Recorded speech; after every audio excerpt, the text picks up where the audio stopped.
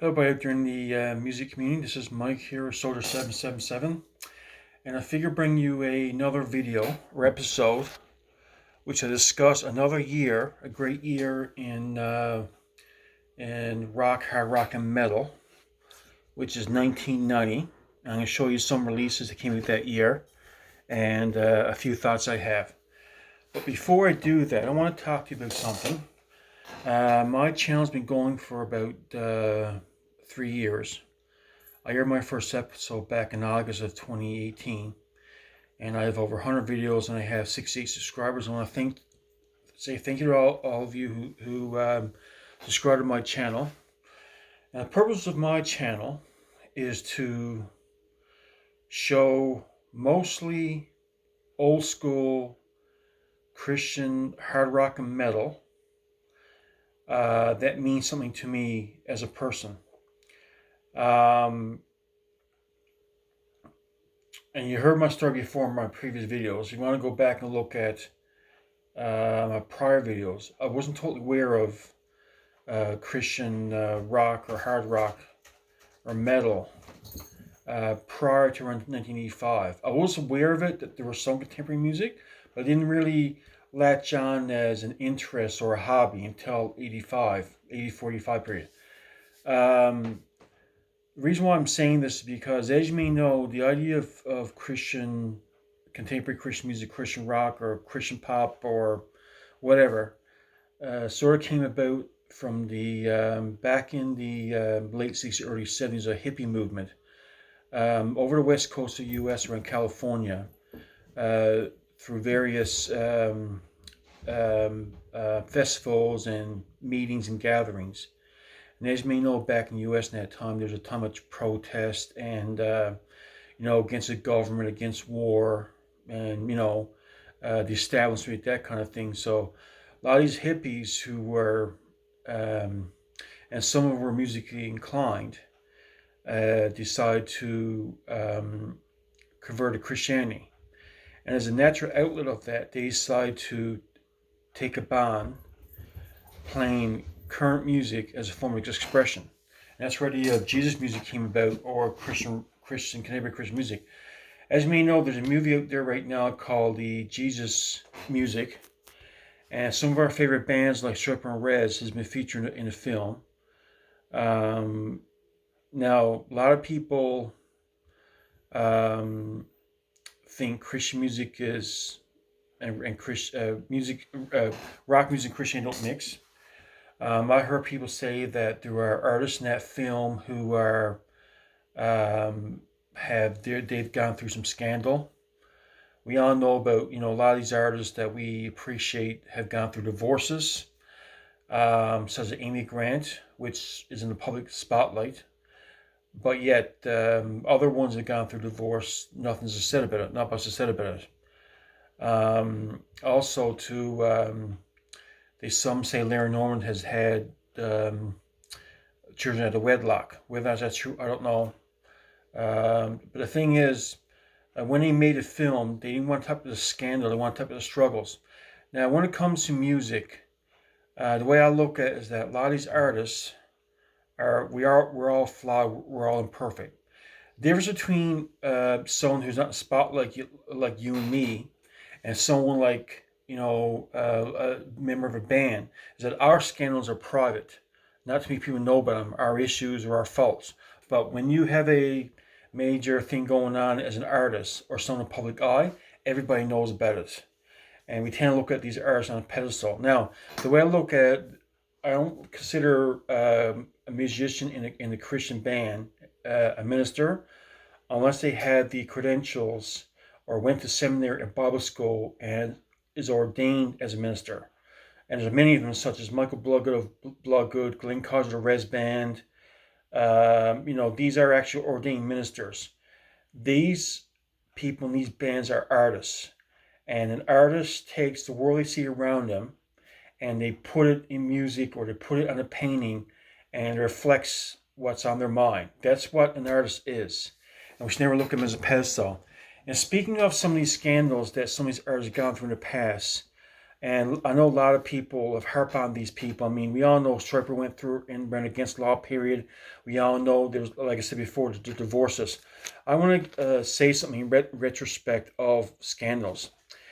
And we all know about the song Amazing Grace, which is well-known hymn that people sang about, sang in church and in non-Christian settings. The words were written in 1772. It was published in 1779. It was written by John Newton, who was an English person. He was conscripted to the Royal Navy and was involved in the Atlantic slave trade. After his conversion, he was still involved in the slave trade, conversion to Christianity, but eventually, after his conversion, spoke against it after his conversion. So, I mean, the way I look at music is that everybody, every artist, every singer, every some people, if you're a Christian public eye, you're held to a certain standard. The way I look at it in terms of artists, a lot of these artists, is that um, the way I look at it is that nobody's perfect. We all have flaws, and the only one we should look at is Jesus, because He's the standard. He is a standard that all of us are striving towards, to be more like Him. And I'd like to note is that if anybody promotes something in their music or on stage or says things that are not biblically accurate, I'll encourage that person to stop what they're doing and get right with God, and then going forward, stay on the right track and be careful what you say and speak. That's this thing, no matter what we do, we should always reflect what God has done. Like I said, I'm not judging any Christian artists or band. I don't put them on a pedestal. This is music that I enjoy. It means something to me. It uplifts my spirit, and this is the music that I enjoy. I don't judge these artists. I know there's a fellow on YouTube named Spencer Smith. He wrote a book about Christian rock. He's more or less, and he gave an episode talking about the Jesus movement, saying he's not against music, but it doesn't seem to be on his episode. Now I don't mean singling him out. I'm not judging him. But he, in his book, he mentioned about what Striper did back when against law period. But I mean, that's public knowledge. I got both the Loud and Clear book and an Honestly book, and that's public knowledge. Everyone knows about that. And I'm not judging or criticizing Striper in a way. They're one of my favorite bands. I love the band Striper. They're great. But I mean, I'm not perfect. I have flaws. I did stupid stuff in the past. I'm not going to mention any of that because it's not part of my channel, what my channel is about. But like I said, my channel, the purpose of my channel is to bring to light these wonderful bands and artists that I've grown to love over the past 35 plus years. And bands like Striper, Whiteheart, Petra, Rez, Daniel Band, and so on and so forth. I mean, I loved all these bands, they mean something to me in my own personal life. Anyway, that little tidbit I gave you, this is something I wanna talk about. I mean, I'm gonna try to see a Jesus music film. I encourage you to as well. They bring up everything from the late '60s up to the current music scene. And it kind of gives you a glimpse into some of the things that these artists have to say. Anyway, that's all I have to say. So let's get to the subject of the matter of bands or great albums from the year 1990. And this is in no way of ranking these albums, but I'll bring up a few things about each one. Some of the albums will bring up a thing or two. Here, let's get right to it. So here we have Mastodon, Lufcadio. Great album. This is a great album. All three Mastodon albums are awesome. And I love when albums have animals on the cover because I love animals. You already have a mastodon or an elephant, woolly mammoth kind of thing.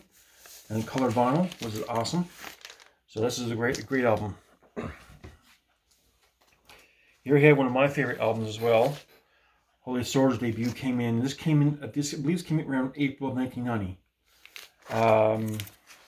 A yellow vinyl put by Rocks Records. It was a great album. Here's the back of it here.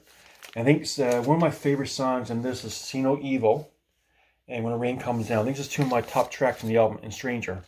Great, great album. Here we have Crucifix.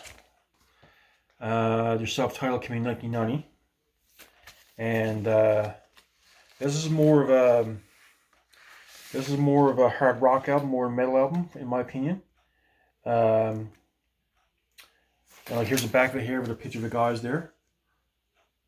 Great, great, great album on purple vinyl. So that's Crucifix's self-titled one. There you have Ken Tamplin, Axe to Grind. Another great album. He has a lot of his friends helping him build this album. I believe the guy from Jang Panzer, Joey Tafola, I think he helps in this album, I believe not mistaken. And of course, Manny Cordello from House of Lords and Grafia. But yeah, great, great tracks in this album. I think the best ones on there would be Live For My Lord, of course. And Now Alone's a great track as well. Yeah. And also he wrote a song about his wife called Never Give Up.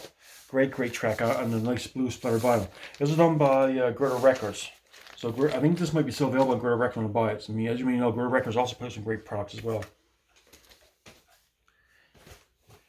Here you have Triton, Silent Tiger. And I love the artwork, by the way. And now I have not yet listened to this album, so I can't give an opinion on it. But I've heard a few tidbits of this album, and I like what I heard so far. But I gotta get around listening to this album. I love that splatter vinyl, the tiger with the tiger stripes kind of thing. I love that. So it says Triton, Silent Tiger. Great album. Sorry, not a great album because I haven't heard it yet. Sorry. Here you have Recon, Behind Enemy Lines. There's also a Rocks production, Rocks Records version. There you have it. Great. This is sort of Queensryche, bordering on thrash, power metal thrash. Not quite full in the thrash territory, but certainly leans towards that way. I also got a Keith Green cover song on there as well. I believe it's called Holy is the Lord. I think it's a Keith Green cover. As you know, Keith Green was a pioneering contemporary Christian music artist. They died in plane crash the same year Randy Rose did in '82, I believe. Not the same plane, but two different occurrences. There you have it. Here you have Deliverance, Weapons of Warfare. Not much need to be said about this one. There's also this is a retroactive release. There you have it. Weapons of Warfare. Great, great album. I mean, you got great tracks. I think Flesh and Blood's my favorite song in this album. I mean, there's also like Fate of Wicked, Greens of Death, Be Faint Not. Great tunes. There you have it. Deliverance, Weapons of Warfare. Mutant 1990. So here, now we got to the vinyl. So here's a CD. So first we have Whiteheart Powerhouse, and this is the original pressing on CD. This is a great album. Independence Day, Powerhouse, Messiah. This is Storyline. This is some of the great tunes of this album. Came in 1990. Here we have Petra Beyond Belief. This is another great album. I remember when I bought this album back in July of 1990. It was a hot summer day. I bought a cassette tape back in the day and eventually bought a CD of it a few years later. But yeah, a great album. This is one of my favorite Petra albums. Here's a band pick that they had back in the day. This is a great hard rock album. Here we have Halo. The self-titled debut came in 1990. There's also another great album. I think about probably 5-6 songs is more. It sort of leans towards a hard rock category. Great, great tunes. This one. And here you have Mastodon. As I said before, Lufcadio. I got the Greta Records reissue. And I got the original pressing on Packet and Word. There you have it. Great, great album. I mean, you got great songs like Holy Swan, Love on the Line, Run to the Water, When All Comes Down. There's 4 great songs there. People of His Time, another great tune. So there you have it. Here we have the Dana Band guitarist Tony Rossi. Also came in 1990. There you have it. Here's the inside. showing a live shot of him and his bass player. Great, just a great shot that is. Here we have a band that we all know and love, which is Stryper. This is Against the Law. Great album. I love this album. Great pick of the band in the back there. Great tunes. I love the song. I love the song Two-Time Woman, Two Bodies, One Mind, One Soul, Caught in the Middle, All for One. Great tunes. There you have it. Stryper Against the Law. And here's this original Enigma pressing. That's the inside there. And I also have a digipack Against the Law as well. Great album. This has an interview with Stryper too back in that period too. And the last track of this album as well. And here we have Holy Soldier. Again, got the original A&M records. A&M Word Records. There you have it. And here's the inside. I love these live shots of the band here. Really cool. You can see there. Here is a nice Rocks Records reissue. Great album. And the nice inside there. There you have it. So, yeah, great album. I love this album. Here we have Crucifix, of course. And again on CD. And we have Can Tamplin. There you have it. Angelica, Walking on Faith, another great album. I think Dennis Cameron is probably a severely underrated guitar player. I mean, this is like a great tunes. Walking on Faith, Hold On, All I Can Do, Set Me Free. That's a great song. Not Too Late, great song. Great tunes in this one. And of course, he has Robert Pollin.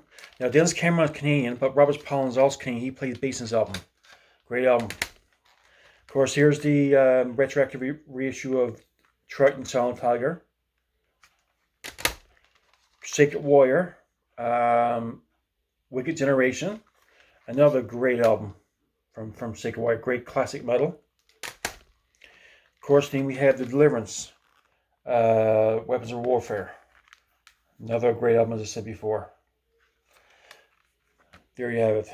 Great. I kept both because I kind of like the original album cover. I also like this as well, so that's why I kept both versions. So there you have it. And anyway, that's my review of 1990. Great year for classic hard rock and metal in both Christian and mainstream music. Maybe you guys can put your thoughts on this year. Maybe you can put on some of your favorite releases of that year. Also, anybody know where I can get a vinyl copy of Against the Law from Stryper? Let me know. I'm on a hunt for that copy, and when we find it on Discogs and eBay, it's a bit expensive. So let me know. Have a great day. Bye now.